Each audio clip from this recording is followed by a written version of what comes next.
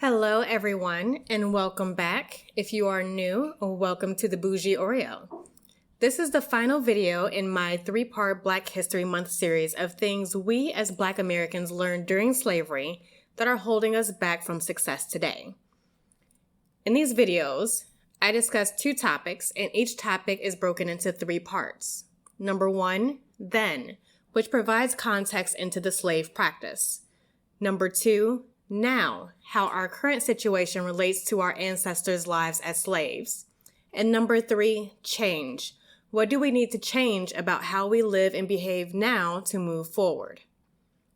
The goal of these videos is so we can learn from Black history and slavery so we do not have to repeat that history. If you haven't seen part 1 and 2, please check out the topics discussed, which include the house Negro versus the field Negro, unstable family units, the stripping of men of their manhood, and the hypersexualization of Black women. There's a link to both videos in the description box. And with that, let's get started on today's video. The first topic that I want to talk about is the mentality of surviving. I think we all know the lives of Black people during slavery was cruel, brutal, inhumane, grueling, and any other word you can think of. For the most part, the goal was to just survive. No matter how bad things were, they could always get worse. If you were in the field, your goal was to meet your quota to avoid being beaten or sold. If you were in the house, the goal was to keep your head down, do what was required so you can avoid being beaten or sold. I want to start off by playing this clip from the series Underground, which for me is a perfect example of what I'm talking about.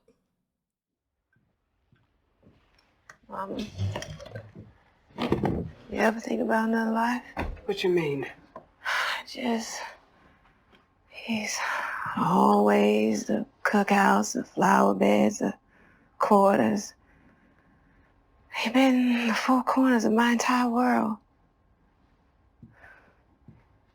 Is there more? You know, I do. I think about all kinds of lives. Like picking my fingers bloody out in them cotton fields. Or being put up on that block. Sold away from my chillin'. Maybe deep south to a breeding farm where they forced me to have a dozen babies I never get to hold. And like I held you. Oh yes. I've imagined thousands of different lives. Which is why I work as hard as I do to make sure this one here is as easy as it can be.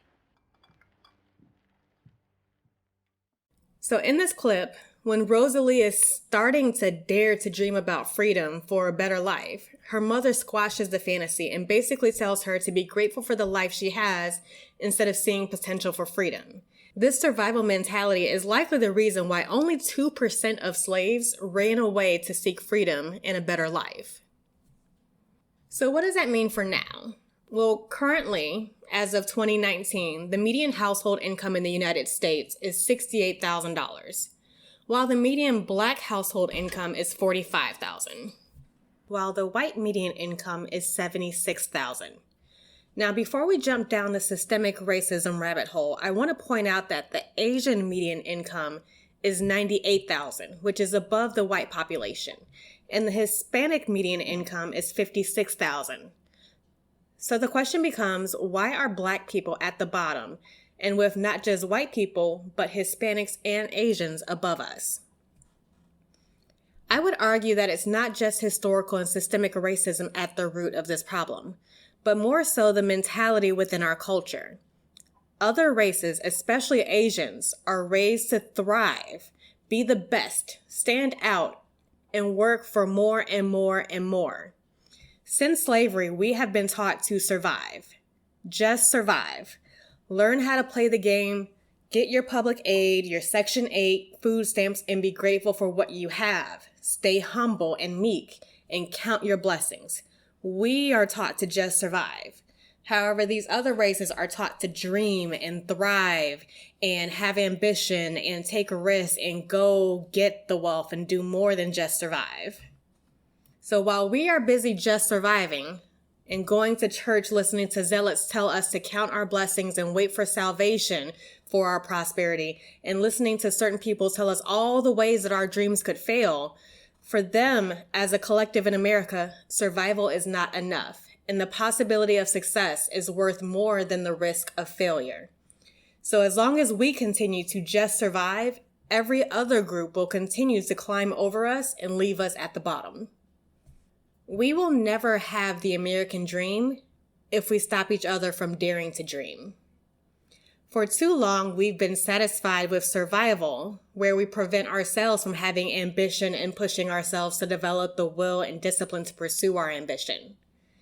In order to change our situation, we first have to desire more than just mere survival. We have to want to thrive, and we have to teach our children to thrive and surpass whatever level of success that the previous generation achieved. So once we've dared to have a goal, we have to hunger for it and harness that untapped potential, and we have to work for it. We have to step out of our survival comfort zone, learn what we don't know, do what we've never done, and change our mindset from survive to thrive. We have to learn to look for solutions instead of pointing out the failures. Ambition, creativity to see around barriers, and the discipline to focus and be intentional is what truly separates the successful from the mediocre. Now, you may want to point out white privilege and wealth already existing within the white culture. However, if we look at history and patterns of wealth, we'll learn that wealth typically does not last within a single family for more than a couple generations. And this is because the newer generations become more entitled and lazy than the last, and eventually that wealth will slip away. We, as Black people, have an opportunity to build and outperform our counterparts so that while they grow lazy, we grow innovative. While they become entitled, we start outperforming them and become the new power structure. But we can't do it without working for it. The second topic that I want to talk about is the idea that your position is given to you by those in power. During slavery, the lives of Black slaves was determined entirely by their owners and by the society that was in power. There were no options besides that which the slave owners provided. In my first video, I noted how slaves were assigned to the house or the field roles, but their roles were also determined in more detail. In some states or periods, the owners could decide if their slaves could learn to read and write. They would decide which male slaves would be trained in skills like blacksmithing, carpentry, or building, or who had to break their backs in the fields. They got to decide which female slaves were the cooks, which were the seamstresses, who was the maid, or who were just the pleasure girls or the breeders, who was sold away from their families and for what purpose. Everything was at the will or the mercy of the owners and other white people in power. Now, we are no longer slaves, and for the most part, we have access to the tools to define and chart our own destiny. If we want to be a doctor, there's a pathway for us to do so. If we want to start a business, there's a way for us to start a business. However, with our freedom, it seems that we've become frozen in a state of waiting for U.S. society to give us the position rightfully owed to us since the time of emancipation. We're waiting for equality, reparations, social justice, etc. We're waiting for white people to appoint us to the highest positions in government and the highest positions in the private sector, like CEOs and business or sports team owners or the police force. And with the current pandemic, we've been reduced to waiting for those in power to grant us permission to leave our houses, go to a restaurant, have dinner with our extended family, and even go to work to earn enough money to provide for our families. We're even waiting for Congress to determine what amount of stimulus we are worthy of receiving. The truth is, no group has ever achieved power by simply having it given to them or waiting until others deciding that it was their turn. We have to create our own power and our own positions. If we want power in government, we need to stop allowing establishment politics to scare us into voting for a certain candidate. We need to hold our elected officials' feet to the fire, and if they do not perform for us, we need to vote them out. If we want more Black CEOs, we need to go get the education required to get those positions. And if the positions are not available, we need to start our own businesses and outperform the competition. If we want Black ownership in sports leagues, we need to pool our wealth and buy the sports teams.